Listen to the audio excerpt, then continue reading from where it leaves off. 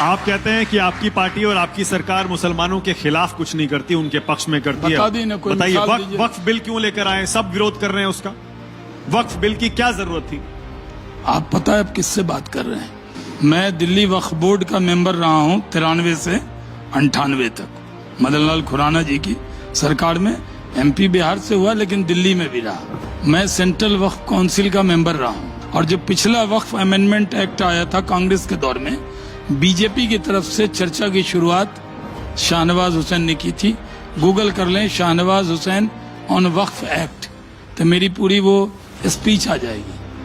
हम वक्फ में क्या गड़बड़ी कर रहे हैं बताइए, आप बता दीजिए या मैं बताऊं? बताइए। उनका आरोप है विपक्ष का पूरा कि बताइए वक्फ बोर्ड में आप दूसरे धर्मों के लोगों को थोपना चाहते हैं। बाकी धर्मों के जो पूजा स्थल हैं उनके बोर्ड में तो कोई भी नहीं है दूसरे धर्मों का। ये क्या बात हो गई?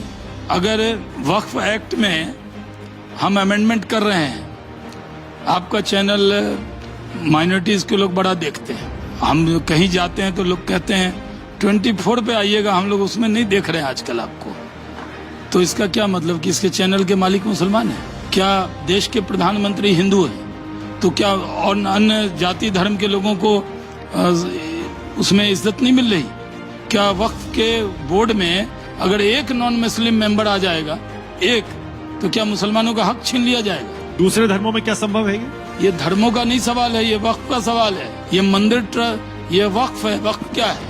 वक्फ ये है कि अगर आपकी जायदाद है, आपके बच्चे नहीं है, या आपने अपने 100 एकड़ जमीन है तो आपने 50 एकड़ जमीन विधवा के लिए, टूअर के लिए, यतीम के लिए, गरीब के लिए दान की, उसी को वक्फ कहते हैं। ये बात मंथन के जरिए मैं देश के जो अन्य लोग समझ रहे होंगे वक्फ क्या है। क्या है वक्फ?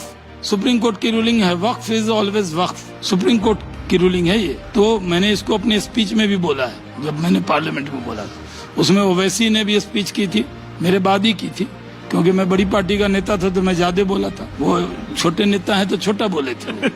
वो 5 मिनट में 45 मिनट बोला था। तो उसमें आप मेरा देख लीजिएगा। उसमें क्या है कि जो वक्फ है आपने दिया किस लिए? कब्रिस्तान के लिए, मदरसे के लिए, यतीम के लिए, कि उससे जिनके माँ बाप नहीं उन बच्चों को परवरिश होगी। और उसमें क्या हो गया? मॉल बन गया, उसके अंदर लूट लिया गया। क्या न्यूज 24 ये सर्वे करेगा? मैं चलूंगा।